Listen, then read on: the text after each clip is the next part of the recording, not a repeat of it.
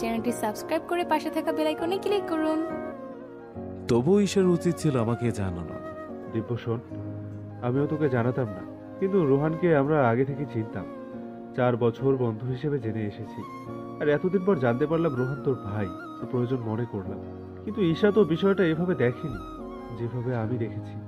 ও তোর স্ত্রী হওয়ার দায়িত্ব পালন করেছে, আন্টির কথাটাই শুনেছে, কিন্তু একমাত্র আমি তো জানি রোহান তোর কাছে কতটা গুরুত্বপূর্ণ। আর ঈশা তো রোহানকে চেনে, 1 বছরের বেশি হবে না। রোহান একবারও আসেনি আমাকে দেখতে। তোর এই অবস্থার জন্য সে নিজেকে অপরাধী মনে করছে। রোহান আমার কাছে এসে ক্ষমা চেয়েছিল, আর দেখ তোর সামনে এসেও দাঁড়াতে পারলো না। আসলে আপন মানুষকে কষ্ট দিলে মানুষ নিজেকে খুব সহজে ক্ষমা করতে পারে না। যে কষ্ট আমরা কাছের মানুষদের দেই তার ব্যথা খুব বেশি অনুভূত হয়।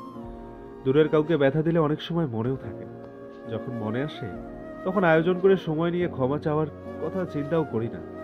শুধু আমায় ক্ষমা করে দিও পারলে, এই এক বাক্যে সবকিছু শেষ হয়ে যায়।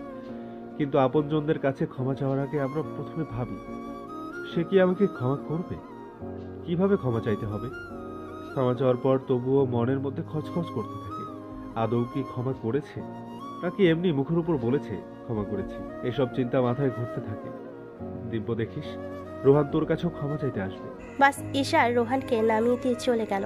ঈশা রোহানকে তাদের এলাকায় নামতে দেখে জিজ্ঞেস করলো, আপনি এখানে নেমেছেন কেন? মানে আপনার বাসা তো। দিব্যের সাথে দেখা করব তাই। ঈশা আর কিছু না বলে রোহানের আগে আগে হাঁটতে লাগলো। এমন সময় রোহানকে পাশ কাটিয়ে মহিব পেছন থেকে ঈশার পাশে এসে হাঁটা শুরু করলো। ঈশা মহিবকে দেখেই ভয় পেয়ে গেল। রোহান মহিবকে এভাবে ঈশার পাশে হাঁটতে দেখে জোরে পা চালিয়ে মহিবের পেছনে এসে বলল, একটু জায়গা দেবেন ভাইয়া।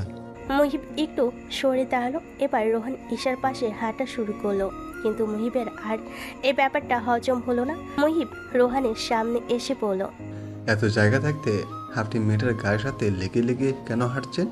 আমি যথেষ্ট দূরত্ব রেখেই হাঁটছি, গায়ের সাথে লেগে হাঁটছি মানে কি? যখন ইচ্ছে তখন ছেলেদের সাথে ঘোরাঘুরি করতে বেশি ভালো লাগে, তাই না? শুনেছি তোমার নাকি বিয়ে হয়েছে। তোমার বর কি জানে তুমি বাইরে ছেলেদের সাথে কিভাবে মেলামেশা করছো? আমার বউ হলে তো এভাবে বাইরে বের হতে দিতাম না। আচ্ছা, আমাকে ছেড়েছিলে কেন? এইভাবে উড়ার জন্য? কথাটি বলে মহিব এবার তার ছেলের হাসি দিয়ে বলল, যেমন তুমি তেমন হয়তো তোমার বর। বউকে ঘরের বাইরে পাঠিয়ে হয়তো এখন কোনো মেয়ের সাথে ঘুমাচ্ছে। এতক্ষণ মহিবের কথাগুলো শুনে রোহানের চোখ মুখ রাগে লাল হয়ে যাচ্ছিল, কিন্তু শেষ কথাটি শুনে সে আর নিজেকে নিয়ন্ত্রণ করতে পারল না। সে খুব জোরে মহিবের মুখে একটা ঘুষি মারল। মহিব খুশির ধাক্কায় রাস্তার উপর গিয়ে ছিটকে পড়ল। এরপর রোহান ইচ্ছে মতো তাকে মারল। এদিকে ঈশা তো ভয়ে হাত পা কাঁপছে। আশেপাশে মানুষও জড়ো হয়ে গেছে।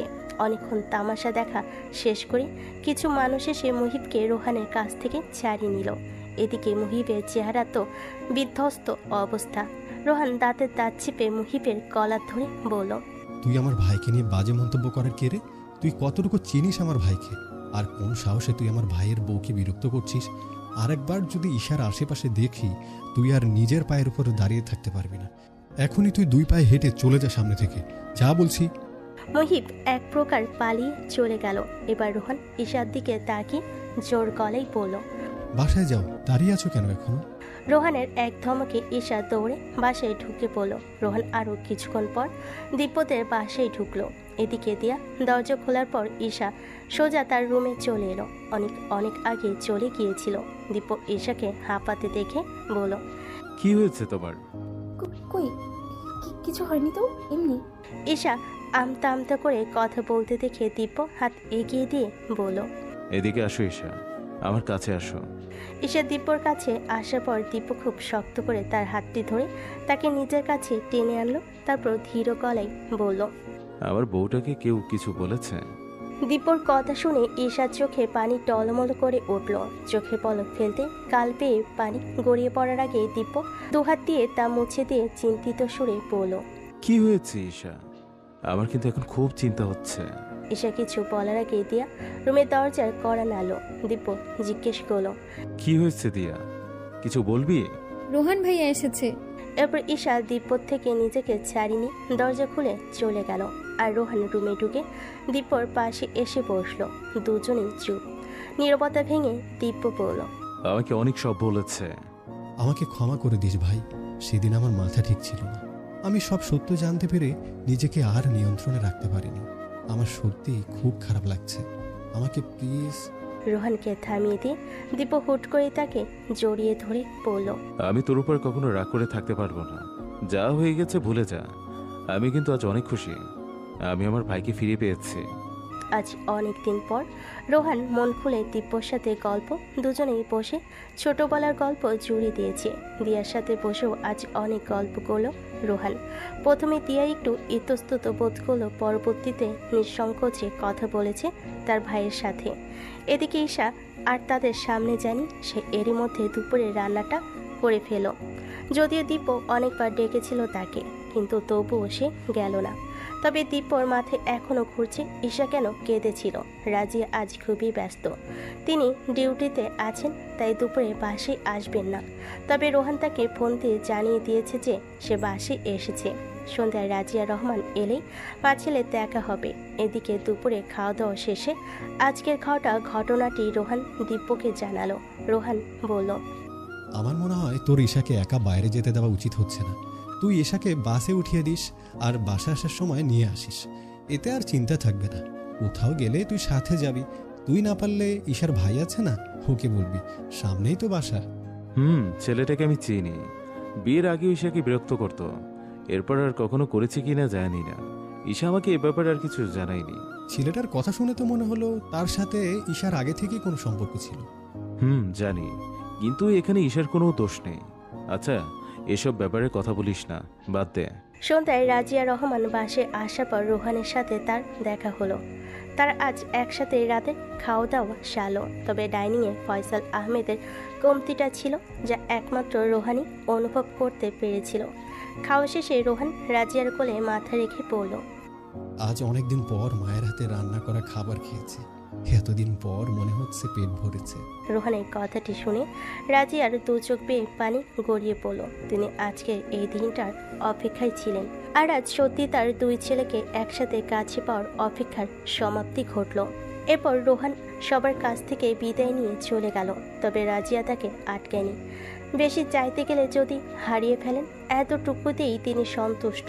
তবে যাওয়ার আগে তিনি রোহানকে বলেন, সাবধানে যাবি কিন্তু, আর বাসায় পৌঁছে ফোন দিবি। রোহান মনে মনে বলল, মা তুমি বলেছো, তাই এখন থেকে সাবধানে চলাফেরা করব। এখন হয়তো আমার মা আর ভাই বোন আমার অপেক্ষায় থাকবে, এখন থেকে কেউ আমার ফোনের অপেক্ষায় থাকবে। আমি এখন আর একা নই, আমার একাকিত্বের সমাপ্তি হয়েছে। রাতে ঈশা বারান্দায় দাঁড়িয়ে কান্না করছিল। তার গাল পেয়ে দরদর করে অশ্রু গড়িয়ে পড়ছে। নিঃশব্দে কান্না, যাতে কেউ শুনতে না পায়। নিজেকে তার খুব অসহায় মনে হচ্ছে। তার দোষটা কোথায়? সে মুহিবকে একটা সময় খুব ভালোবেসেছিল, কিন্তু এখন দিব্য তার জীবনে অর্ধেক জায়গা জুড়ে আছে, যেখানে মুহিবের কোনো অস্তিত্বই আর অবশিষ্ট নেই। তবুও মুহিব নামের কালো অধ্যায়টি তার জীবন থেকে কেন যাচ্ছে না? কেন তাকে শান্তিতে বাঁচতে দিচ্ছে না? মানুষের জীবন এমন কিছু প্রেম আসে যা তার ভবিষ্যতের জীবনের জন্য ক্ষতিকর। কেন আসে এসব ক্ষতিকর প্রেম? কেন একটু অপেক্ষা করলো না সে? সৃষ্টিকর্তা দিব্যর মতো একজন উত্তম পুরুষকে তার জন্য সৃষ্টি করে রেখেছিলেন। কি এমন ক্ষতি হতো অপেক্ষায় থাকলে? একটু অপেক্ষা করলে আজ হয়তো তার এভাবে অতীতের বোঝা টানতে হইতো না। এখন শুধু দিব্য নয়, রোহানের চোখেও সে লজ্জিত হয়ে পড়েছে। খুব ছোট মনে হচ্ছে নিজেকে। মুহিব কখনো ঈশাকে ছুঁয়ে দেখেনি, কিন্তু কে বিশ্বাস করবে এই সত্যটা? কেউ বিশ্বাস করবে না, কেউ মেনে নেবে না। ঈশার বাবা মাও এই ব্যাপারে কিছুই জানেন না। যদি জানতে পারেন, তারা কখনো দিব্যর সামনে মাথা উঠিয়ে দাঁড়াতে পারবে না। আর দিব্য যদি কখনো খোঁজা দেয়, সে কোথায় যাবে, কাকে বোঝাবে? জীবনের গল্প যদি পেন্সিলে লেখা হতো, ঈশা পাতা উল্টিয়ে সব মুছে দিত। কিন্তু গল্পগুলো লেখার জন্য কলমের কালি ব্যবহার করা হয়। কেটে দিলে আরও বিচ্ছিরি হয়ে পড়ে, আর মুছে দিতে গেলে দাগ থেকে যায়। মেয়েদের জীবনটাই বড়ই জটিল। ছোট ছোট ভুলগুলো বড় বিপদ ডেকে আনে। দিব্য ঘরে ঢুকে ঈশাকে দেখতে পেল না। এরপর বারান্দায় উকি দিয়ে দেখল ঈশা সেখানেই দাঁড়িয়ে আছে। সেই মুহূর্তে ঈশার খোলা চুলগুলো হালকা হাওয়ায় উড়ছিল, আর সেই উড়ন্ত চুল দেখে দিব্য নেশা ধরে গেল। সে মুখ ডুবিয়ে দিল ঈশার চুলগুলোতে। পেছন থেকে সে শক্ত করে জড়িয়ে ধরলো তাকে। এসে ভয়ে কিছুটা কেঁপে উঠল। দীপ নরম কণ্ঠে বলল, ভয় পেয়েছ অপসরী? এটা তো আমি, তোমার বর। আর কি হবে বলো? দীপ বুঝতে পারলো ঈশা এতক্ষণ কেঁদেছিল। সে ঈশাকে ঘুরিয়ে নিজের মুখোমুখি দাঁড় করিয়ে বলল, কেন কাঁদছে আমার বউটা? কি কষ্ট দিয়েছে তোমাকে? আজকে ও বলতে হবে না ঈশা, আমি জানি। আমাকে রোহান বলেছে। বিশ্বাস করো, আমি ওর সাথে আর কোনো যোগাযোগ রাখিনি। আমি তোমাকে ভালোবাসি, আমি খুব ভালোবেসে ফেলেছি তোমাকে। প্লিজ আমাকে ছেড়ে যাও না, আমি সহ্য করতে পারবো না। ঈশা কথাগুলো বলতে বলতে ফুপিয়ে কেঁদে উঠল। আর সেই কথাগুলো দীপর বুকে গিয়ে আঘাত করলো। তার অপসরীটা কষ্ট পাচ্ছে না, সে ঈশাকে এভাবে কষ্ট পেতে দেখতে পারবে না। দীপ ঈশাকে আরো শক্ত করে জড়িয়ে ধরে বলল, আমি তোমাকে ছেড়ে যেতে পারি এটা তুমি কিভাবে ভাবলে? তুমি ছাড়া আমি অসম্পূর্ণ। ঈশা, তুমি এখন আমার পরিবার, আর পরিবার ছাড়া মানুষ ভালো থাকতে পারে না। এখানে তোমার কোনো দোষ নেই ঈশা। ছেলেটা তোমার জন্য ভালো ছিল না, তাই আল্লাহ আমাকে তোমার খেয়াল রাখার জন্য, তোমার দু চোখের গভীরতা বোঝার জন্য, ঠোঁটে আসা কথাগুলো শোনার জন্য, দু হাত দিয়ে তোমার দু কান ঢেকে দেওয়ার জন্য, যখন কোনো খারাপ ভাষা তোমাকে স্পর্শ করতে আসবে, তোমার মনের ভাষা পড়ার জন্য, তোমাকে খুব খুব ভালোবাসার জন্য আমাকে পাঠিয়েছেন। আমি খুব ভাগ্যবতী, তাই তোমার মতো বর পেয়েছি। আচ্ছা, এত শোক কি আমার কপালে আছে? সুখ দুঃখ নিয়েই তো জীবন। আমি তোমাকে একটা কথা দিতে পারি, আমি আমার সাধ্যমতো চেষ্টা করব তোমাকে খুশি রাখার। আর যতদিন বেঁচে থাকবো এই মনে আর কাউকে জায়গা দেব না। এখানে শুধু তোমার অধিকার। কেউ আমার আশেপাশে আসতে চাইলে তুমি শুধু ধাক্কা দিয়ে সরিয়ে দেবে। চুপচাপ আমার কাছ থেকে দূরে সরে যেও না। আর সবসময় আমাকে প্রশ্ন করবে, সব কিছুতে প্রশ্ন করবে। আমি কখনো বিরক্ত হব না। আমি চাই আমাদের মাঝে যেন কোনো দেয়াল না থাকুক। এরপর দিব্য মনে মনে বলল, আমার মা অনেক কষ্ট পেয়েছে, অনেক কেঁদেছে। আমি তোমাকে কখনো এমন কষ্ট দেব না। আমার রাজ্যে তুমি ছাড়ার কোনো নারীর ছায়া কখনো আসবে না। সকালে দিব্য রোহানকে ফোন দিয়ে বাসে আসতে বলল। তাদের আজ খুব গুরুত্বপূর্ণ একটা কাজ করতে হবে। তারা দুজনেই নাস্তা করে বাসা থেকে বেরিয়ে পড়ল। দিব্যর পায়ের ব্যথা আজ অনেকটা কমেছে, যদিও আরও কিছুদিন বিশ্রাম প্রয়োজন ছিল, কিন্তু এই মুহূর্তে ঈশা চেয়ে তার কাছে গুরুত্বপূর্ণ আর কিছুই নেই। বাসা থেকে বেরিয়ে তারা দু ভাই ঈশার বান্ধবী মারিয়ার সাথে দেখা করতে গেল। কালারতেই দিব্য মারিয়াকে ফোন দিয়েছিল, কারণ মারিয়া মুহিব সম্পর্কে অনেক কিছুই জানে, যেহেতু মারিয়ার বন্ধু সানির সাথে মুহিবের যোগাযোগ আছে। তারপর মারিয়ার কাছ থেকে সব তথ্য নিয়ে দিব্য আর রোহান মুহিবের বাসে চলে গেল। সেই সময় মুহিবের বাবা মা বাসে ছিলেন। মুহিবের মা তাদের দেখে বলেন, আপনারা কাকে যাচ্ছেন? মোহিত বাসায় আছে? হ্যাঁ, আছে। আপনি কি মোহিতের মা? জি, আমি মুহিবের মা। আপনার ছেলে সম্পর্কে গুরুত্বপূর্ণ কথা আছে। বাসায় কি আঙ্কেল আছে? হ্যাঁ, বাসায় আছে। আপনারা বাসায় আসেন। না, আপনি দয়া করে আঙ্কেলকে ডাকুন। ভদ্র মহিলা স্বামীকে ডেকে আনলেন। এরপর মুহিবের বাবা দিব্য আর রোহানকে দেখে জিজ্ঞেস করলেন। দিব্য সব খুলে বলল দম্পতিকে। মুহিবের বাবা মা দুজনেই ছেলে কর্মকাণ্ড সম্পর্কে জেনে খুবই লজ্জিত হলেন। আর মুহিব সেই মুহূর্তে বাসায় উপস্থিত ছিল। গতকাল রোহান যেভাবে মেরেছিল, এখনও তার শরীরে ব্যথা আছে। এরপর মুহিবকে ডেকে আনা হলো। মুহিবের বাবা ছেলেকে রাগী কণ্ঠে জিজ্ঞেস করলেন। মুহিবকে চুপ করে থাকতে দেখে মুহিবের মা চেঁচিয়ে বলেন, মুখ বন্ধ কেন তোর? কিছু তো বল। মুহিবের কিছু বলার মতো ভাষা নেই, কারণ এই মুহূর্তে সে অপরাধী। ঈশা অনেক আগেই সব কিছু শেষ করে দিয়েছিল, কিন্তু সে ঈশাকে ভুলতে পারেনি, কারণ সে ঈশাকে অনেক ভালোবাসতো। কিন্তু এটা সুস্থ মানুষের ভালোবাসা হতে পারে না, আর অসুস্থ ভালোবাসার চেয়ে ঘৃণা করাই উত্তম। মুহিবের আর কিছুই করে নেই। সে নিজের দোষে ঈশাকে হারিয়েছে। সে জানে ঈশা আর তার কাছে ফিরে আসবে না, তবু সে ঈশাকে বিরক্ত করে, তাকে আতঙ্কে রেখে মজা পায়। সে ঈশাকে মানসিক চাপে রেখে পৈশাচিক আনন্দ বোধ করে। তবে এটাকে আর যাই বলুক, ভালোবাসা বলা যায় না। এদিকে মুহিবের কোনো উত্তর না পেয়ে মুহিবের মা ছেলেকে খুব জোরে একটা চর মারলেন।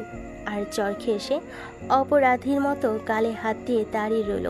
দিব্য মুহিবের বাবাকে উদ্দেশ্য করে বলল, আর যদি কখনো এমন কিছু হয় তবে আমরা কিন্তু আপনার ছেলের বিরুদ্ধে মামলা করতে বাধ্য হব। এরপর দিব্য মুহিবের কাছে এসে তার কাঁধে হাত রেখে বলল, কাউকে কষ্ট দিয়ে কখনো সুখী হওয়া যায় না। তোমার মা বাবা আছেন, বোন আছে, সুন্দর একটা পরিবার আছে। তোমার মতো ঠিক আমারও একটা পরিবার আছে। তোমার জন্য তোমার পরিবার যেমন গুরুত্বপূর্ণ, আমার জন্য তেমন আমার পরিবার। আর আমার সেই পরিবারে ঈশাও আছে। ঈশা এখন আমার স্ত্রী। মহিব, তুমি নতুন করে জীবন শুরু করো। জীবন কারোর জন্য থেমে থাকে না। তোমার পুরো পরিবার তোমার উপর নির্ভরশীল। তোমার একটা ভুল তোমার পুরো পরিবার ধ্বংস করে দেবে। আর একটি কথা মনে রেখো, আমি আমার ঈশার পাশে আছি। কোনো খারাপ নজর তার আশেপাশে আসতে দেব না। আমি তোমাকে সাবধান করে দিচ্ছি, যা করেছো আর যাতে না হয়। ঈশার আশেপাশে থাকা, ঈশাকে ফোন দিয়ে বিরক্ত করা, এসব যাতে আমি আর না শুনি। এসব শুনলে ভালো হবে না কিন্তু। দিব্য আজ নিজ হাতে ঈশার পূর্ণত্যাগ মিটিয়ে এসেছে। দিব্য আর কখনো তার অপসরীর কাছে অতীতের সেই ছায়াটিও আসতে দেবে না। দিব্য আর রোহান গাড়িতে উঠে বসলো। হঠাৎ রোহান বলে উঠল, আজ বাসায় চল। কার বাসায়? আমার বাসায়। না। ওই দিন যা করেছিলাম তার জন্য এখনো ক্ষমা করিসনি? ক্ষমা না করলে কি এখন তোর পাশে আমাকে দেখতি? আর আমি কি তোর সাথে রাগ করে থাকতে পারি? তাহলে বাসায় চল। রোহান, যিনি আমার মাকে কষ্ট দিয়েছিলেন, আমি তার বাসায় যেতে পারবো না। আমি কখনো সেই বাসায় পা রাখতে পারবো না। এর আগে আমি সত্যটা জানতাম না, তাই গিয়েছিলাম তোর সাথে দেখা করতে। তুই বাবাকে ভুল বুঝছিস। বাবার কি এমন অপরাধ ছিল বল? অপরাধ নেই? ও, তাহলে কি আমার মায়ের অপরাধ ছিল? দিব্য, তাদের মধ্যে মূলত কি হয়েছে তা আমরা কিভাবে জানবো যদি জানারই চেষ্টা না করি? আমার জানার ইচ্ছেও নেই। শোন, নিশ্চয়ই কোনো ভুল বোঝাবুঝি হয়েছে। এখন কি সব ঠিক করে দেওয়া যায় না? রোহান দিব্যর কথাটি শুনে আর কিছুই বলল না। এখন দিব্য কি কিছু বলে সমস্যা আরও বাড়বে। সে আপাতত ঈশাকে নিয়ে চিন্তিত। আর এই ব্যাপারে বেশি কথা বললে হয়তো হিতে বিপরীত হতে পারে। আর এত বছর পর রোহান ভাইকে ফিরে পেয়েছে। সে আবার সব কিছু হারাতে চায় না। এখন তার শুধু ভালো সময়ের অপেক্ষা করতে হবে। রিক্ততার সাথে কেটে গেল কয়েকটা মাস। এই কয়েক মাসে কারো জীবনে এসেছে নতুন ছোঁয়া, কারো জীবনে এখনও আছে অপেক্ষার রেশ। কেউ কেউ পুরনো অপেক্ষার আশা ছেড়ে নতুন অপেক্ষার প্রহর গুনছে। সব কিছুর মাঝেও দিব্য ঈশার ভালোবাসার কোনো কমতি হচ্ছে না। ঈশা এখন বাবার বাসা থেকে পড়াশোনা করছে। আনুষ্ঠানিকভাবে তাকে উঠিয়ে নেওয়া হয়নি। এখন শুধু দিব্যর ভালো চাকরি পাওয়ার অপেক্ষা। আর তারপরেই ঈশা পরিচিত মানুষ আর পুরনো পরিবেশ ছেড়ে চলে যাবে নতুন পরিবেশে। তবে এখন সে মাঝে মাঝে শ্বশুর বাড়ি যায়, যেহেতু পাশাপাশি বাসা। অন্যদিকে রোহান এখন প্রতিদিন রাজিয়ার খবর নেয়। আর তাদের দু ভাইয়ের আড্ডা জমে চায়ের দোকানে, কখনো বা বাসার নিচে, গেটের সামনে বা খোলা আকাশের নিচে। কখনো কখনো স্মৃতি তাজা করতে তারা চলে যায় ভার্সিটিতে। বেশ ভালোই কাটছে রোহানের দিনকাল। কিন্তু এখনও মাঝে মাঝে ঈশার দিকে চোখ পড়লে তার ভেতরটা দুমড়ে মুচড়ে যায়। কারণ তার প্রথম ভালোবাসায় তার কোনো অধিকার নেই। তবে রোহানের কোনো অপেক্ষাও নেই। কার অপেক্ষায় থাকবে ঈশার? সে তো অন্যের মনে ঘর বেঁধে ফেলেছে। আর ঈশা হয়তো রোহানের শেষ ভালোবাসা। কারণ রোহান আর কারোর সাথেই নিজেকে জড়াতে চায় না। আজকাল ঈশার অস্তিত্ব রোহান ভালোই বুঝতে পারে। কারণ সে অভ্যস্ত হয়ে গেছে। ঈশার সুর, ঈশার হাতে রান্না করা খাবার, ঈশার ছায়া, হাঁটার শব্দ, সব কিছুই এখন তার মুখস্থ হয়ে গেছে। কি নির্মম ভাগ্য তার! যাকে ভালোবেসেছে সে হয়ে গেছে তার ভাইয়ের স্ত্রী। অন্য কারোর স্ত্রী হলে রোজ রোজ চোখের সামনে পড়তো না। আর ভুলে যাওয়ার একটা সুযোগ থাকতো। তবে সে নিজের চোখ দুটিকে যত দূর সম্ভব সংযত রেখেছে। সীমা লঙ্ঘন করা রোহনের দ্বারা সম্ভব না। সে এমন ছিল নয়। আর তার কাছে নিজের সন্তুষ্টি কখনোই দিব্যর খুশির চেয়ে গুরুত্বপূর্ণ ছিল না। এদিকে অনিকের সাথে রোহানের ভালোই বন্ধুত্ব হয়েছে। অনিক দিয়াকে পছন্দ করে। ব্যাপারটি বুঝতেও পেরেছে দিব্য আর রোহান। তাই আজকাল অনিকের সাথে আড্ডায় বসলেও তারা বাসার চেয়ে বাইরের পরিবেশকেই প্রাধান্য দেয়। আর অনেক যতই ভালো হোক, দিয়ার এখনও বিয়ের বয়স হয়নি। আর কোনো ভাই চায় না নিজের বোন তারই বন্ধুর সাথে প্রেম করুক। তাই তারা নিজেদের মতো করে অনেকের ব্যাপারটি সামলাচ্ছে। তবে অনেক যদি সত্যি সত্যি দিয়াকে ভালোবাসে তাহলে একেবারে বিয়েই হবে। বিয়েতে তাদের আপত্তি নেই, তবে প্রেম করা চলবে না। অন্যদিকে হঠাৎ কোনো হাওয়া ছাড়াই রক্তিমের জ্বলন্ত ভালোবাসার মোম ধপ করে নিভে গেল। আর এই কারণে রিধির মনে জ্বলে উঠল বিষাদের শিখা। রক্তিমের পাগলের মতো ভালোবাসা, রিধির ওপর ভালোবাসার অধিকার দেখানো, এসব রীতি কিছু মাস আগেও পাত্তা দিচ্ছিল না। আর আজ রক্তিমের একটু কাছে টেনে নিয়ে রিধি তোমাকে ভালোবাসি এই কথাটি শোনার জন্য রিধির মন বড়ই ছটফট করছে। কিন্তু রক্তিম তো এখন রিধির সাথে খুব কম কথাই বলে। তাহলে কি সে এখন রিধিকে আর ভালোবাসে না? 2 মাস পর রিধি উচ্চ মাধ্যমিক পরীক্ষা শেষ হলো। এখন সে বিশ্ববিদ্যালয়ে ভর্তির জন্য পড়াশোনা করছে, তবে বেশি চাপ নিচ্ছে না, কারণ তার ডাক্তারি বা প্রকৌশলী বিভাগে পড়ার কোনো ইচ্ছে নেই। সে সাংবাদিকতা নিয়ে পড়তে চায়। রিধি আর দিয়া বিকেলে বাসা থেকে বের হয়েছে। তারা এই বছর খুব পরিশ্রম করেছে, তাই 2 বান্ধবী পরিকল্পনা করছে ভর্তি পরীক্ষা শেষ হলেই একটা লম্বা ছুটিতে যাবে। রিধি পরিকল্পনা করেই বলল, ভাবছি পরীক্ষা শেষ হলে সাজেক যাব। না, কক্সবাজার চাই, চল। সিলেট গেলে কেমন হয়? সুন্দরবন যাবি? বাঘ দেখবো। বাঘ চিড়িয়াখানায় গিয়েও দেখা যাবে। আচ্ছা, কুমিল্লা চাই, চল। কুমিল্লা কেন, চল আফ্রিকার জঙ্গলে যাই। সেখানে গিয়ে আমরা দুজন বিয়ার গ্রিলসের মতো টিকটিকি সাপ আর বিচ্ছু খেয়ে প্রোটিন বাড়াবো শরীরে। ইয়াক, রিদি কি বলছিস এসব? ছি, ভাবলেই গা গুলিয়ে আসে। প্ল্যান করছি একটা একটা করে। আমি একটা, তুই একটা বললে হবে? আমার জীবনে নতুন কোনো রস নেই রে দোস্ত, বরং তুই প্ল্যান কর। কেন রে, কি হয়েছে? প্রথমে এক ভাইয়ের যন্ত্রণায় কি কম ছিল, এখন আরো একটা ভাই এসে আমার জীবনটা তেজপাতা বানিয়ে দিয়েছে। কেন, কি হয়েছে দোস্ত? ভেবেছি পরীক্ষার পর প্রেম করব, কিন্তু প্রেম তো বহুদূর। সকালে এক ভাই কোচিং এ দিয়ে আসতে চায়, আর বিকেলে আর এক ভাই কোচিং থেকে নিয়ে আসতে যায়। তাদের চৌকিদারের জন্য কোনো ছেলে আমার সাথে কথা বলতেও আসে না, এমনকি ছেলেদের দিকে তাকানোর সুযোগও নেই।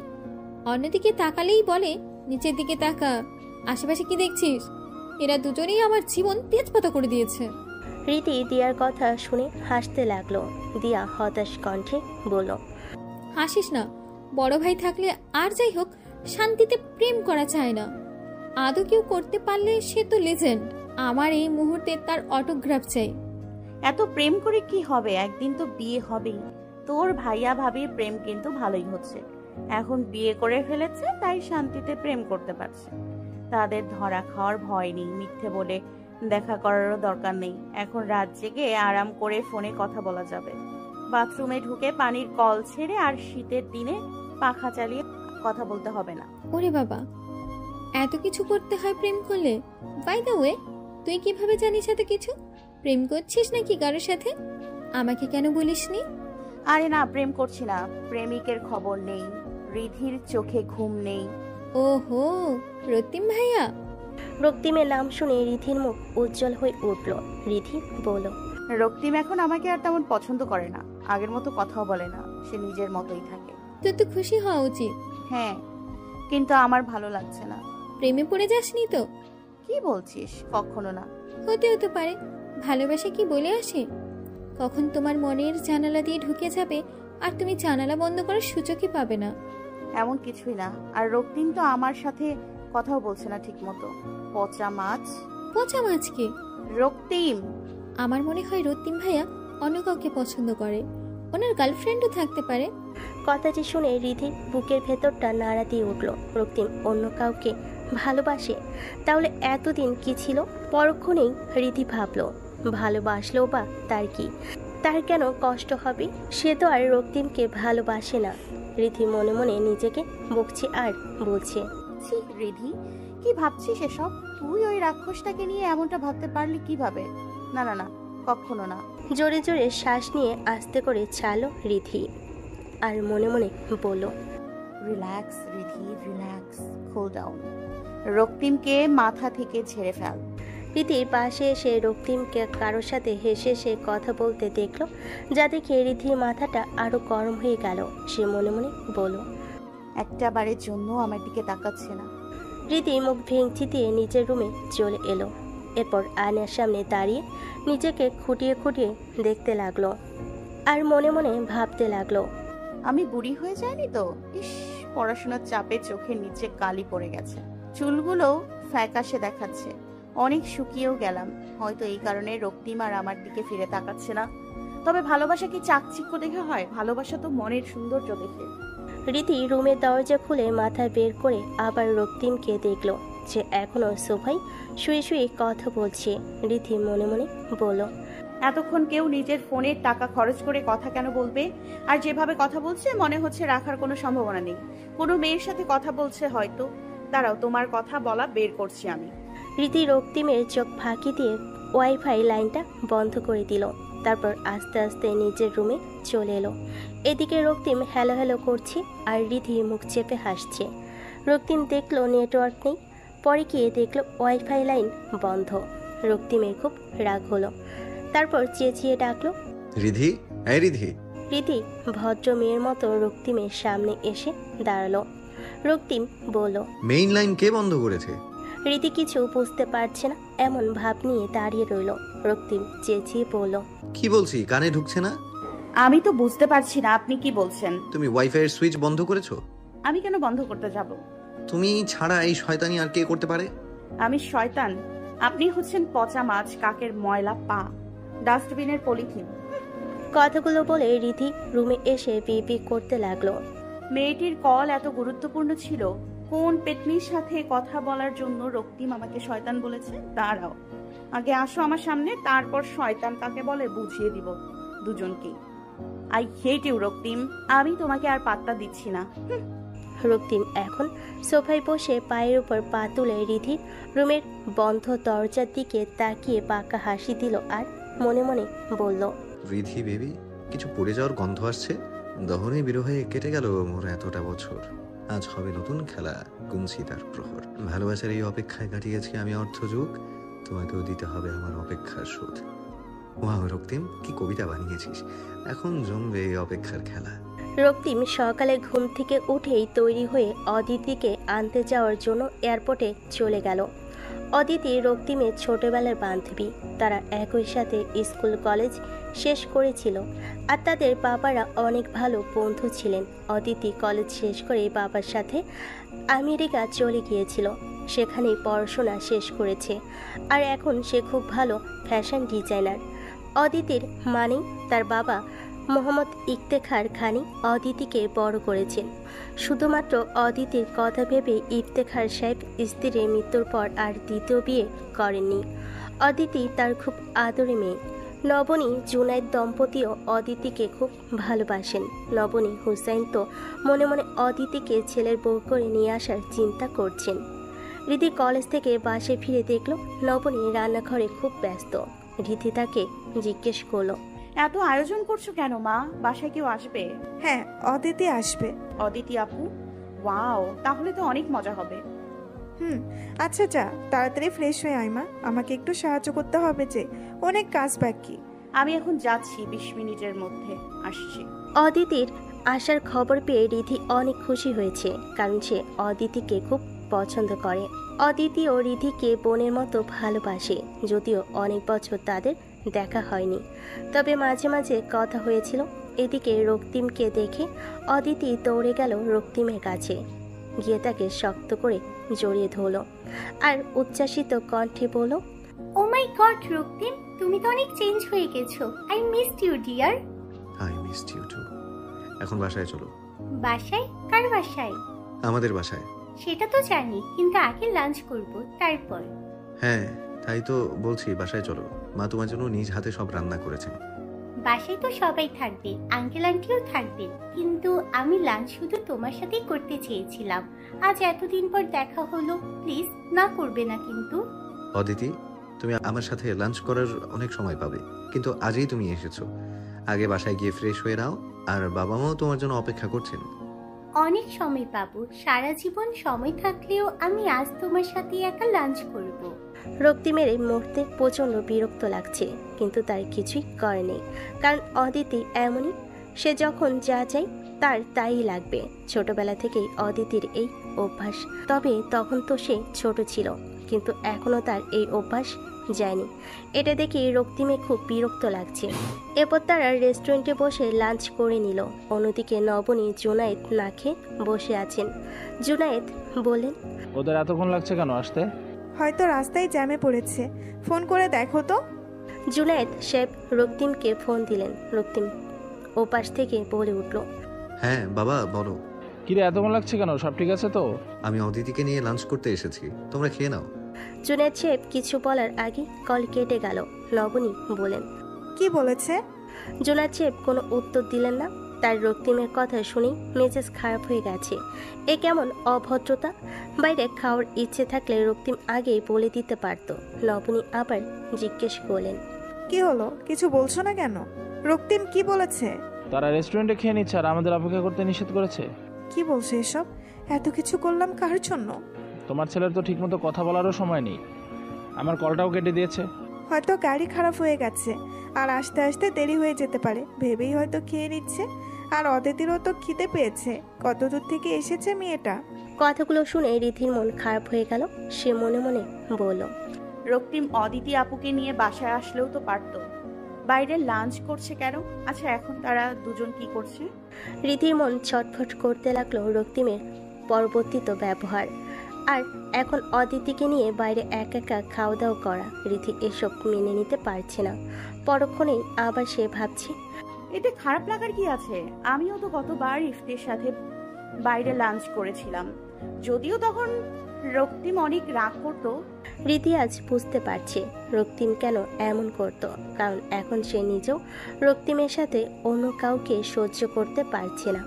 এদিকে অদিতি রক্তিমের ফোন কেড়ে নেওয়াতেই জুনায়েদ সাহেবের কল কেটে গিয়েছিল। রক্তিম দাঁতের দাঁত চেপে অদিতিকে বলল, অদিতি কি করছো তুমি? একটা মিনিটও কি তুমি আমার সাথে একা থাকতে পারবে না? সেখানেও ফোনে কথা বলছো। তোমার সাথে এত বছর পর দেখা হয়েছে, অথচ তুমি তো আমার চেয়ে বেশি ফোনে সময় দিচ্ছ। বাবার ফোন ছিল আর তোমার কথাই জিজ্ঞেস করছিল।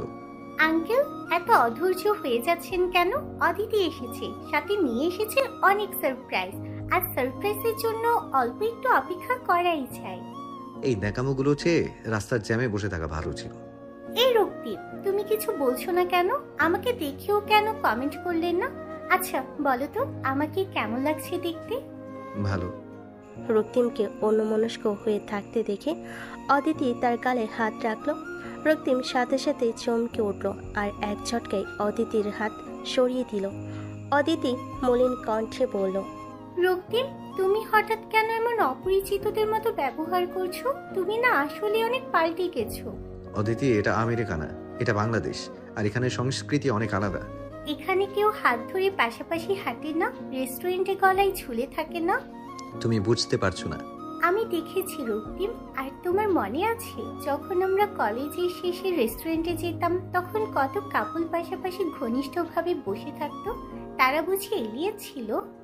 অদিতি আমি তোমার বয়ফ্রেন্ড না। এখন না, কিন্তু হয়ে যাবে। অদিতি তোমার বাচ্চামো স্বভাবগুলো এখনো যায়নি। তুমি ছিলে না তাই, তুমি থাকলে হয়তো বুঝতে পারতাম আমি বড় হচ্ছি। অনেকক্ষণ হলো রক্তিম মাথা নিচু করে বসে আছে। অদিতি আর রক্তিম কেউই কোনো কথা বলছে না। হঠাৎ নীরবতা ভেঙে অদিতি বলল, আমাকে কেমন লাগছে বললেন না যে? সুন্দর। এই রক্তিম তখন ওদিকে তাকিয়ে বলেছো আর এখন নিচের দিকে তাকিয়ে বলছো। তুমি মেয়েদের মতো লজ্জা পাচ্ছ কেন বলো তো? থাক আর বলতে হবে না। কথাটি বলেই অদিতি মুখ ফুলিয়ে বসে রইল। এবার রক্তিম মুচকি হেসে অদিতির দিকে তাকিয়ে বলল, সুন্দর লাগছে, তোমার চুলগুলো বেশ লম্বা হয়েছে। তোমার জন্য চুল লম্বা করেছি, তোমার তো লম্বা চুল পছন্দ তাই না? রক্তিম এবার ভালোভাবেই অদিতির দিকে তাকালো। অদিতি আগে চেয়ে অনেক সুন্দর হয়ে গেছে। তার মুখে অদ্ভুত মায়া জন্মেছে, যা অবশ্য আগেও ছিল, তবে রীতির চেয়ে বেশি কখনোই না। রক্তিম এবার চোখ সরিয়ে বাইরের দিকে তাকালো। এই পড়ন্ত বিকেলে লালচে আভায় ডুবন্ত পরিবেশটিতে রিধির সাথে থাকলে তার অনেক ভালো লাগতো। রক্তিম কখনো রিধির পাশাপাশি হাত ধরে হাঁটতে পারে না, কখনো একসাথে বৃষ্টিতে ভেজা হয়নি, তারা কখনো একসাথে সূর্য স্নান করেনি, কিন্তু এসব কিছু তারা একা একা অনুভব করেছিল। কড়া রোদে রক্তিম যখন ফুটপাথের রাস্তা দিয়ে হাঁটত তখন তার মনে হতো পাশে রীতির হাতটি থাকলে এই কড়া রোদটিও যেন শান্ত আর মিষ্টি অনুভূতির প্রকাশ ঘটাবে।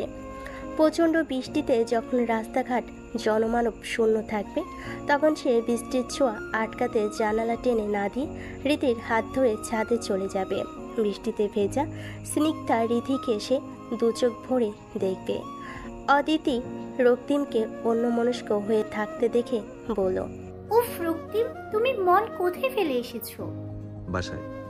কি মানে বাসায় চলো, বাবা মা হয়তো তোমার অপেক্ষায় আছেন। আর আঙ্কেল বলেছিলেন বাসায় পৌঁছে ফোন করতে। আর আমি এখনো তার আদরের মেয়েকে শহরের অলিতে গলিতে বসিয়ে রেখেছি। আঙ্কেল যদি জানতে পারেন তখন কিন্তু পরের টিকিট কেটে তোমাকে আবার নিয়ে যাবেন।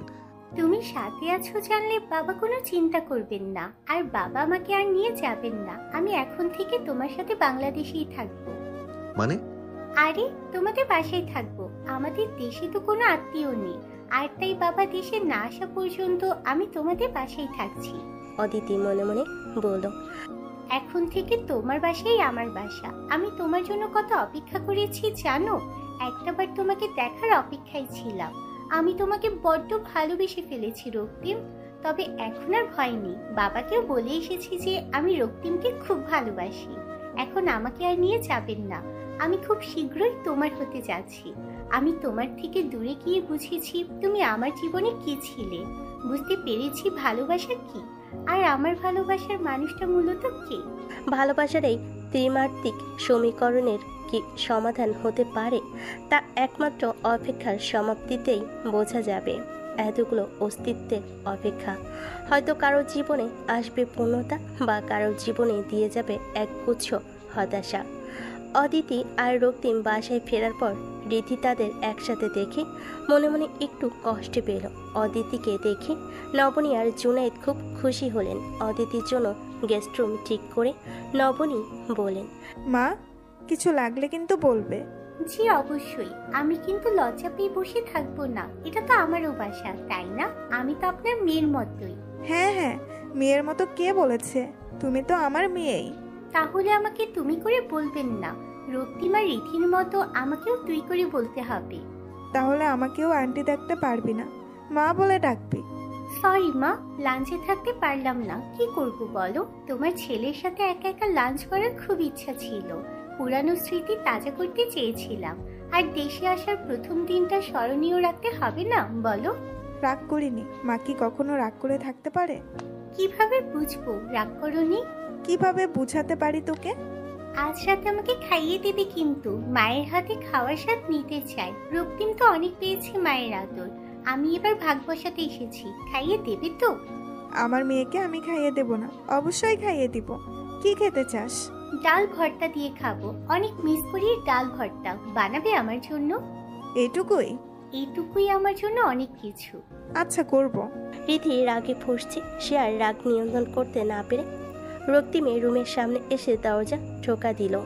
রক্তিম রিধিকে দেখে বলল, কি চাই? ভেতরে আসতে চাই। আমি এখন ক্লান্ত, যা বলার বলে চলে যাও। রক্তিমের কথা শুনে রিধির মাথা এখন পুরো খারাপ হয়ে গেছে। সে রুমে ঢুকে রক্তিমের সামনে দাঁড়িয়ে বলল, আপনি এত খারাপ? বাবা মা কতক্ষণ বসেছিল আমাদের জন্য জানেন, আর আপনি ইচ্ছে মতো বাইরে ঘুরছিলেন। আমি ঘুরবো কি ঘুরবো না এটা আমার ব্যক্তিগত ব্যাপার। দয়া করে আমার ব্যাপারে তুমি নাক গলাতে আসবে না। আপনি কোথায় গিয়েছিলেন তা আমার জানার ইচ্ছেও নেই। আমি বাবা মার কথা ভেবে বলেছি, তারা কষ্ট পেয়েছেন। যেহেতু বাবা মা আমার, তাই আমি জানি কখন কি করতে হবে। আর তুমি যেভাবে অধিকার দেখাচ্ছ মনে হচ্ছে তুমিই তাদের একমাত্র মেয়ে। আমাকে তো কুড়িয়ে এনেছে, তাই না? রক্তিমের কথাটি শুনে রিধির চোখ ছলছল করে উঠল। সে মলিন কণ্ঠে বলল, রক্তিম কি বলছেন আপনি? আজ আছো কাল থাকবে না, বুঝেছো?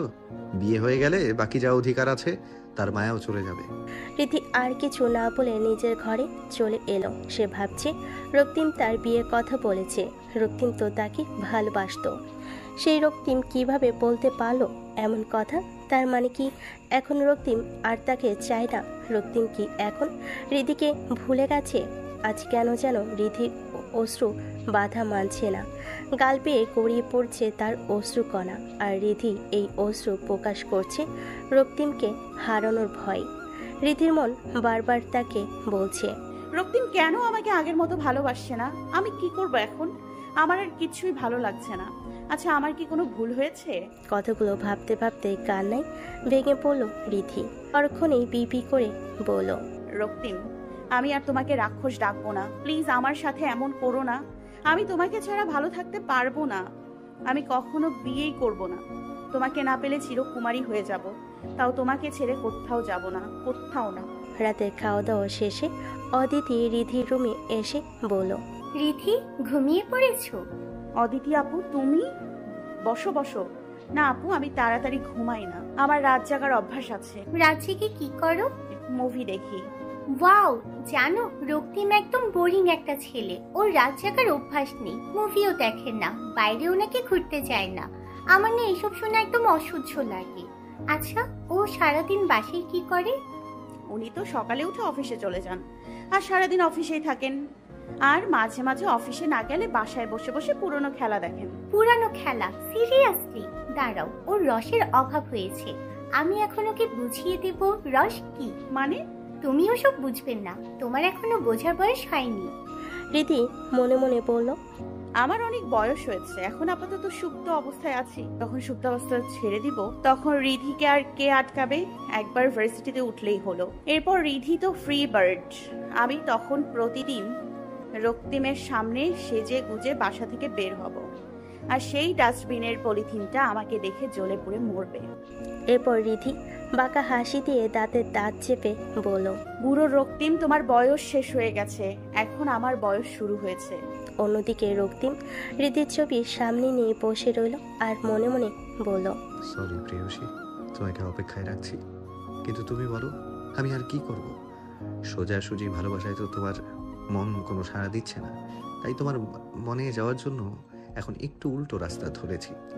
যেদিন তুমি আমাকে ভালোবাসি বলবে, সেদিনই এই অপেক্ষার সমাপ্তি ঘটবে, আর সেদিনই পূর্ণতা পাবে আমার বহুদিনের ভালোবাসা। সকালে অদিতি রক্তিমের রুমে গিয়ে গল্প জুড়ে দিল, আর রিধি ঘুম থেকে উঠে দেখল রক্তিমের রুমের দরজা বন্ধ, আর ভেতর থেকে অদিতি আর রক্তিমের হাসির শব্দ ভেসে আসছে। সে আর দাঁড়িয়ে থাকতে পারল না। সে চোখ বন্ধ করে কানে হাত দিয়ে যাওয়ার সময় নবনীর সাথে ধাক্কা খেল।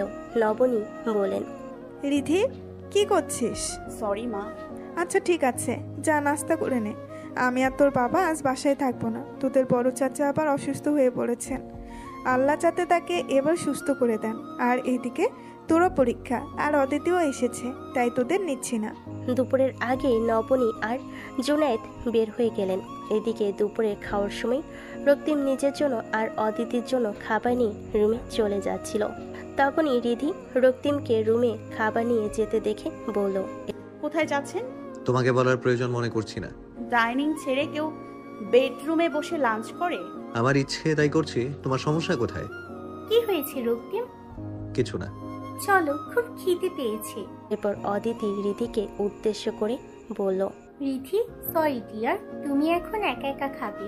আসলে আমি আর রক্তিম কিছু পার্সোনাল কথা বলছিলাম, তোমার সামনে তো বলা যাবে না, তুমি তো এখনো পিচ্ছি, তাই। রিধি রক্তিমের উপর রাগ করে দুপুরে আর কিছু খায়নি।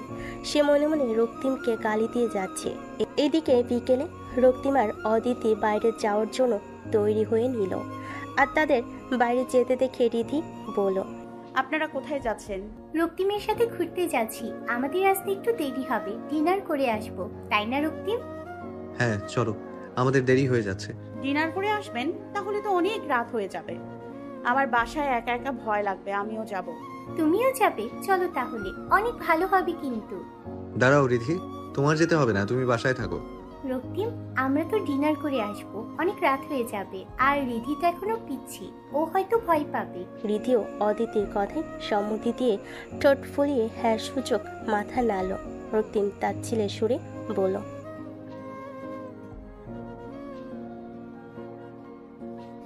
রিধিকে কিছু বলতে না দিয়ে তারা চলে গেল। এদিকে রিধি তাদের যাওয়ার পানে হাঁ করে তাকিয়ে রইল আর বিবি করে বলল, আমি বদের হাড্ডি, রক্তিমের বাচ্চা।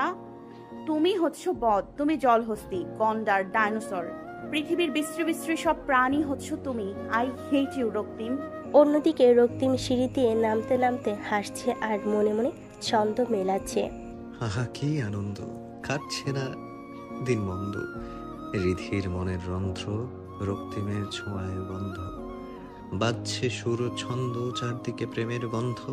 আই লাভ ইউ মাই প্রেয়সী, তোমার জন্যই তো করছি এমন রেশারেশি। রক্তিম আর অদিতি চলে যাওয়ার পর থেকে রিধি চুপচাপ বসে আছে। তার বুকের ভেতর যেন কেউ বারবার হাতুড়ি দিয়ে আঘাত করছে। রক্তিমের এমন পরিবর্তন সে সহ্য করতে পারছে না। এদিকে বিকেল গড়িয়ে সন্ধ্যা, আর সন্ধ্যা গড়িয়ে রাত নেমে এসেছে। এখন রাত 8টা বাজছে। রিধি জানে তারা খাওয়া দাওয়া করেই আসবে, তাই সে আর কিছু রান্না করলো না। তবে তার প্রচুর খিদে পেয়েছে। দুপুরে সে রক্তিমের সাথে রাগ করে কিছু খায়নি। এখন তার খেতেও ইচ্ছে করছে না, পড়তেও মন বসছে না। তাই সে সিনেমা দেখে সময় কাটানোর সিদ্ধান্ত নিল। যদিও রিধি ভৌতিক সিনেমা তেমন একটা দেখে না, কারণ সে রাতে একা থাকে। তবুও আজ কি মনে করে সে একটা ভৌতিক সিনেমা দেখতে বসে গেল। টানা আধা ঘন্টা সেই সিনেমা দেখার পর ভয়ে তার আত্মা শুকিয়ে গেছে। সে আশেপাশে একবার চোখ বুলিয়ে নিল, না কেউ নেই। তবু তার গা শিরশির করছে। রিধি মনে মনে বলল, রিধির বাচ্চা রিধি, কি করেছিস তুই? এখন ভয় লাগছে তো? কে বলেছে তোকে এই মুভিটা দেখতে? আর ওই কোনো ব্যাং অদিতি আপুকে নিয়ে এখনো আসছে না কেন? এখন আমি একা একা কি করব? রিধি এসব ভাবতে ভাবতেই হঠাৎ খুব জোরে শব্দ হলো, আর ঘরে সব বাতি নিভে গেল। এখন পুরো ঘর অন্ধকারাচ্ছন্ন হয়ে পড়েছে। রিধি ভয়ে চিৎকার দিয়ে উঠল। কিছুক্ষণ পর বুঝতে পারল ট্রান্সফরমার বিস্ফোরণ হয়েছে, তাই বিদ্যুৎ চলে গেছে। এই কারণে রাস্তাঘাটের মানুষও জড়ো হয়েছে। এদিকে বাসায় মোমবাতিও নেই, হাতের পাশে টর্চও নেই, আর মোবাইলের ব্যাটারিও ডাউন হয়ে গেছে। মাত্র 5% চার্জ দেখে সে তাড়াতাড়ি রক্তিমকে ফোন দিল, কিন্তু রক্তিম কল রিসিভ করছে না। রিং যাচ্ছে তবুও ধরছে না। ব্যাটারি লো হওয়ার কারণে মোবাইলের টর্চও জ্বালানো যাচ্ছে না। এই মুহূর্তে রিধির খুব কান্না পাচ্ছে। কয়েক মিনিট পর রিধির মোবাইলও বন্ধ হয়ে গেল। সে মোবাইলটা শক্ত করে হাতে নিয়ে টেবিলের নিচে গিয়ে বসে রইল। তার মাথায় ঘুরছে, বাসায় এখন ভূত আসলে তাকে খুঁজে পাবে না তো। রিধি ভয়ে একেবারে ঘেমে গেছে। তার গলায় পানিও শুকিয়ে গেছে। প্রচণ্ড গরমে তার মাথা ঘুরছে। এদিকে সে কিছু খায়ওনি। সব মিলিয়ে একটা আতঙ্কের মধ্যে দিয়ে যাচ্ছে রিধি। রাত 10টায় রক্তিম অদিতিকে নিয়ে বাসায় ফিরল। এতক্ষণে তার ফোন সাইলেন্ট ছিল। বাসায় ঢুকতে ঢুকতে মোবাইল হাতে নিয়ে দেখল রিধির অনেকগুলো মিসড কল। অন্যদিকে রাস্তায় মানুষজনের কথাবার্তা শুনে সে বুঝেছে অনেকক্ষণ বিদ্যুৎ ছিল না, তাই দেরি না করে রক্তিম সিঁড়ি পেয়ে উপরে উঠল। এরপর কয়েকবার জোরে দরজা ধাক্কা দেওয়ার পরও যখন দেখল রিধি দরজা খুলছে না, তখন এক্সট্রা চাবি দিয়ে বাসায় ঢুকলো। অদিতি করুণ কণ্ঠে বলল, রিধি হয়তো অন্ধকারে অনেক ভয় পেয়েছে। আমি তো এই অবস্থায় কখনো একা থাকতে পারতাম না। অদিতির কথাগুলো শুনে রক্তিমে নিজেকে খুব অপরাধী মনে হচ্ছে। সে রিধি রিধি বলে ডাক দিচ্ছে, কিন্তু রিধির কোনো সাড়া আসছে না। এরপর সে রিধির রুমে গিয়ে রিধিকে টেবিলের নিচে খুঁজে পেল। রিধি ভয়ে জ্ঞান হারিয়ে ফেলেছে। ঘামে তার জামা কাপড় ভিজে গেছে। এর মধ্যে বিদ্যুৎ চলে এলো। এরপর রাজিয়া রহমান নিজেই রিধিকে দেখতে এলেন। তিনি রিধির চেক আপ করে রক্তিমকে উদ্দেশ্য করে বলেন, দুর্বলতার কারণেই এমনটি হয়েছে। হয়তো ও সকাল থেকে কিছু খায়নি। রক্তে শর্করার অভাব হলে এমন হয়। আর পড়াশোনায় বেশি চাপ নিচ্ছে হয়তো। সামনে তো ওদের এক্সাম, আর এখন শুধু স্যালাইন দিলেই হবে। খাওয়া দাওয়া অনিয়ম না করলেই কিন্তু সুস্থ থাকা যাবে। তোমাদের ওর খাওয়া দাওয়ার ব্যাপারে নজর রাখতে হবে। জি আন্টি, বাসায় আসার জন্য আপনাকে ধন্যবাদ। এটা আমার দায়িত্ব। আর রিধি আমার মেয়ের মতোই, ধন্যবাদ দিতে হবে না। এরপর রিধিকে স্যালাইন দেওয়া হলো। আর পরের দিন সকালে রিধির ঘুম ভাঙলো। ঘুম ভাঙার পর তার মাথাটা অনেক হালকা লাগছে। এদিকে রক্তিম গতকাল সারা রাত রিধির পাশে বসেছিল। সে 1 মিনিটের জন্য ঘুমায়নি। রক্তিম রিধিকে উঠে বসতে দেখে বলল, তুমি বিশ্রাম করো, আমি নাস্তা নিয়ে আসছি। লাগবে না। পুড়িয়ে পাওয়া জিনিসের এত যত্ন করতে নেই। আমি তো অদিতি আপুর মতো বাবার আদরের মেয়ে নই। আমি তো অনাথ। আর এত দয়া দেখাতে হবে না। আপনি যান, আমি এখন ফ্রেশ হব। আমি অদিতিকে ডাকছি, তোমার কিছু হয়তো লাগতে পারে। প্লিজ, আমার কারো সাহায্যের দরকার নেই, আপনি যান। রক্তিম আর কিছু না বলে চলে গেল। রিধিকে কষ্ট দিয়ে এখন সে নিজেই কষ্ট পাচ্ছে। অদিতি রক্তিমের গা ঘেঁষে বসে আছে, যা রক্তিমের খুব বিরক্ত লাগছে। ঠিক ওই সময় রিধিও হাত মুখ ধুয়ে রুম থেকে বের হয়েছে। আর রিধিকে দেখে রক্তিম অদিতির হাত শক্ত করে ধরে অদিতির চোখে চোখ রেখে বলল, নাস্তায় কি খাবে তুমি? আমি আজ নিজ হাতে তোমার জন্য নাস্তা বানাবো। আফটার অল এত বছর পর আমার বান্ধবী এসেছে। ও মাই ডিয়ার রক্তিম, তুমি কত কেয়ার করো আমায়, কিন্তু এখন যে রিধির শরীর খারাপ, চলো আমরা না হয় ওর প্রিয় খাবার বানিয়ে ওকে সারপ্রাইজ দিই। আমার না সারপ্রাইজ দিতে অনেক ভালো লাগে। রীতি অদিতির কথা শুনে কিছু না বলে রান্নাঘরে চলে গেল। রীতি চলে যেতে রক্তিম অদিতির হাত এক ঝটকায় ছেড়ে দিল। অদিতি রক্তিমের এমন ব্যবহারে অবাক হয়ে বলল, আরে ওকে রক্তিম, কি হয়েছে? কত সুন্দর করে হাতটি ধরেছিলে, আমার ভালো লাগছিল। নাস্তা খাবে না? চলো। এরপর অদিতি আর রক্তিম রান্নাঘরে এসে দুজন পাশাপাশি দাঁড়িয়ে রইল। অদিতি তো টিকটিকির মতো রক্তিমের সাথে লেগে আছে, আর রক্তিম অদিতির দিকে তাকিয়ে হাসছে আর কথা বলছে। রীতি আর এসব সহ্য করতে না পেরে রান্নাঘর থেকে বেরিয়ে গেল। বিকেলে অদিতি আর রক্তিম অনেকক্ষণ ধরে ছাদে সময় কাটাচ্ছিল, তাই রীতির পড়ায় একদম মন বসছে না। যে কোনো মূল্যে এই রক্তিমকে তার সামনে চাই, তাই সে রক্তিমকে ডাকতে ছাদে উঠল। ছাদে উঠে দেখলো তারা দুজন বসে মোবাইলে গেমস খেলছে। যদিও রিধি অদিতিকে অনেক পছন্দ করত, কিন্তু এই মুহূর্তে তার অদিতিকে ভিলেন মনে হচ্ছে। সে মনে মনে অদিতিকে বকে যাচ্ছে। কি চিপকুড়ে বাবা আমেরিকা থেকে সুপার গ্লু লাগিয়ে এসছে দেখছি। সে কি আর ছেলে পায়নি? তাকে সারা দিন আমার রক্তিমের সাথেই কেন লেগে থাকতে হয়? রীতি বিড়বিড় করতে করতে রক্তিম আর অদিতির সামনে এসে দাঁড়ালো। তারপর রক্তিমকে উদ্দেশ্য করে বলল, আমার মাথায় পড়া ঢুকছে না, আপনি যদি একটু বুঝিয়ে দিতেন। তোমার না শরীর ভালো না? যাও, এখন পড়তে হবে না, বিশ্রাম করো গিয়ে। এখন আমার শরীর যথেষ্ট ভালো আছে। আমি এখন ব্যস্ত আছি, দেখছো না?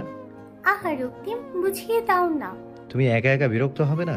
না, তোমার সাথে কাটানো মুহূর্তগুলো নিয়ে ভাবতে ভাবতে আমার সময় কেটে যাবে।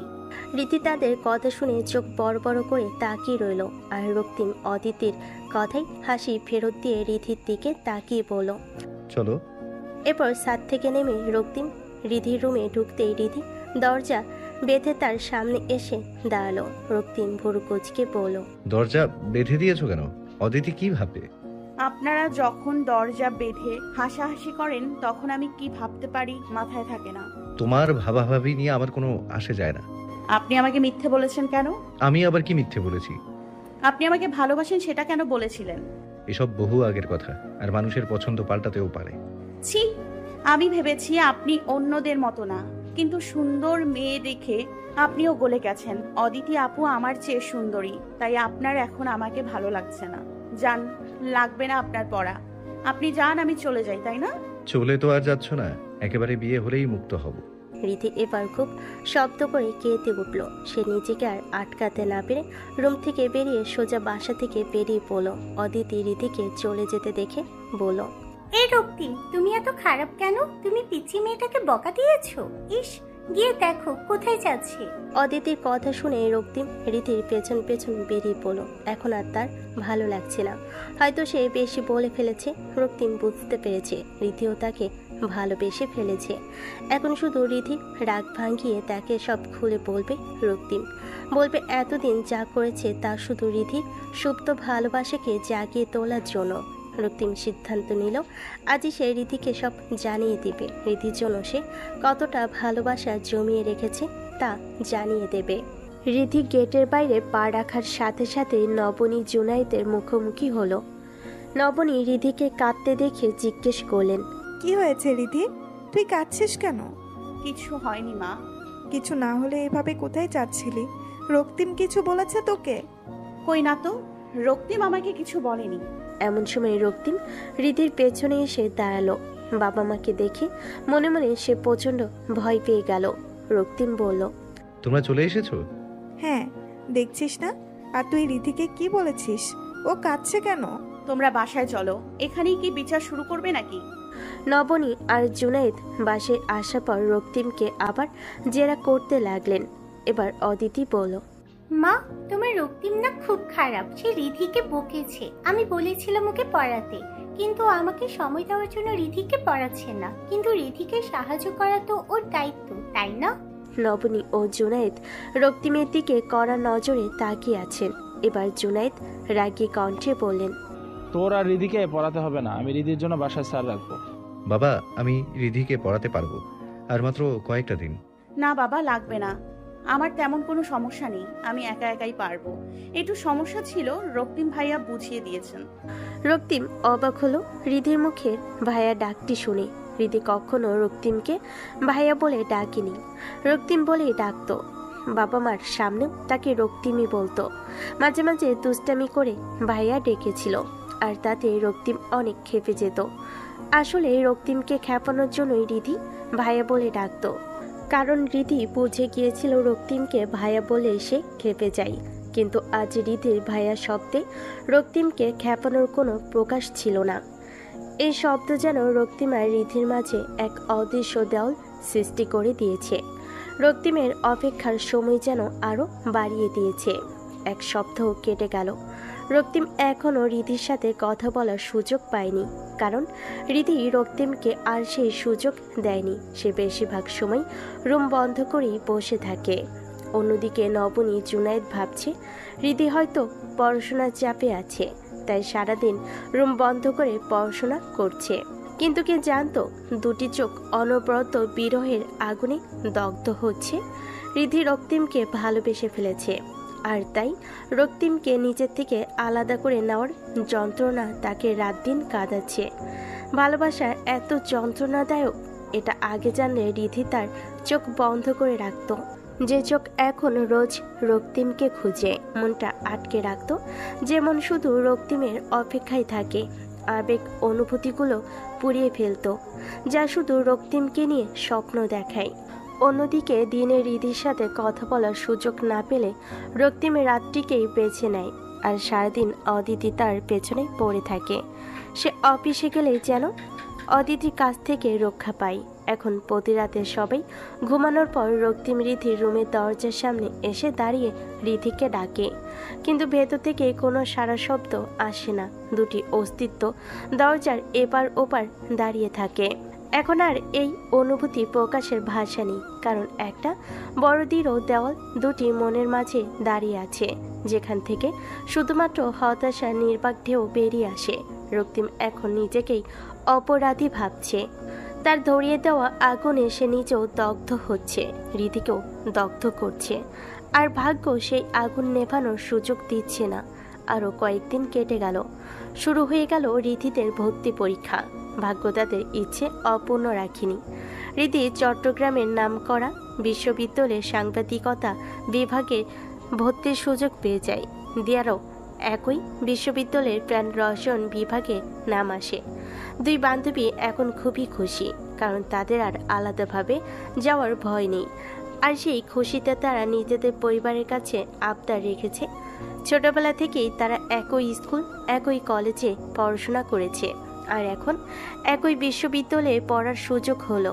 তাই তাদের ইচ্ছা অনুযায়ী তাদের প্রিয় জায়গায় ঘুরতে নিয়ে যাওয়ার সিদ্ধান্ত হলো।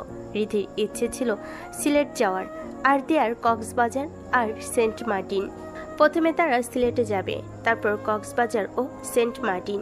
কিন্তু সেই সময় রক্তিমদের কোম্পানিতে কাজের চাপ বেশি থাকায় রক্তিম তাদের সাথে পারল না। তাই রিধির সাথে শুধু নবনী আর অদিতি এলো, আর দিয়ার সাথে দিব্য, ঈশা, রোহান আর ইপ্তি। তার সিলেটে 5 দিন ছিল, আর এই 5 দিন রিধি ইচ্ছে মতো মজা করেছে, কারণ একটাই রক্তিমকে ভুলে থাকার একমাত্র উপায়। অন্যদিকে এই 5 দিন রিধিকে ছাড়া রক্তিমের সব কিছুই অসহ্য লাগতো শুরু করেছে। হুট করেই তার মেজাজ খিটখিটে হয়ে যায়, আর সব রাগ সে অফিসের কর্মচারীদের উপর ছাড়ে। তবে জুনায়েদ হুসাইন ছেলেকে ভালো মতোই লক্ষ্য করেছিলেন। এভাবে হঠাৎ রাত জাগা, রিধির রুমে গিয়ে বসে থাকা, এসব এই কয়েকদিনে জুনায়েদ হুসাইন খেয়াল করেছেন। কিন্তু তার মাথায় আসছে না রক্তিম কেন এমন করছে, কারণ রিধিকে নিয়ে রক্তিমের অন্য ধরনের অনুভূতি থাকতে পারে, এটা তিনি কল্পনাও করেনি। আর রক্তিম এখন ভালোই বুঝতে পেরেছে রিধি এখন তার জন্য এক প্রকার অক্সিজেন। সে এক মুহূর্ত রিধিকে ছাড়া থাকতে পারবে না। রোহানের সিলেটে আসার বিন্দু মাত্র ইচ্ছে ছিল না, আর তার কারণ হলো দিব্য ও ঈশা। রোহান জানে সে দিব্য আর ঈশাকে একসাথে দেখে কষ্ট পাবে, কিন্তু তবুও দিয়া জোর করেছিল তাই এসেছে। এত বছর পর ছোট বোনের আবদার পূরণ করার সুযোগ পেয়েছে। শুধুমাত্র তার মিথ্যা অনুভূতির জন্য তা মাটি করে দিতে পারবে না। রাতে দীপ আর ঈশা পাশাপাশি একটি দোলনায় বসে গল্প করছিল, আর তাদের একসাথে দেখি রোহানের দম বন্ধ লাগছিল। রোহান আবার হোটেলে ফিরে আসার সময় রিধির সাথে তার দেখা হয়ে গেল। রিধির গিটার বাজানোর খুব শখ। দিয়ার কাছে শুনেছে রোহান ভালো গিটার বাজাতে পারে, তাই সে এই সুযোগটা হারিয়ে ফেলতে চায় না। সে রোহানকে দেখে বলল, হাই রোহান ভাইয়া, দিয়া বলেছে আপনি খুব ভালো গিটার বাজাতে পারেন। রোহান উত্তরে মুচকি হাসি দিল। রিধি বলল, ভাইয়া আমারও গিটার বাজানোর খুব ইচ্ছে, আমাকে শেখাবেন প্লিজ? প্লিজ না করবেন না, আমি আপনার লক্ষ্মী বোনের একমাত্র বেস্ট ফ্রেন্ড।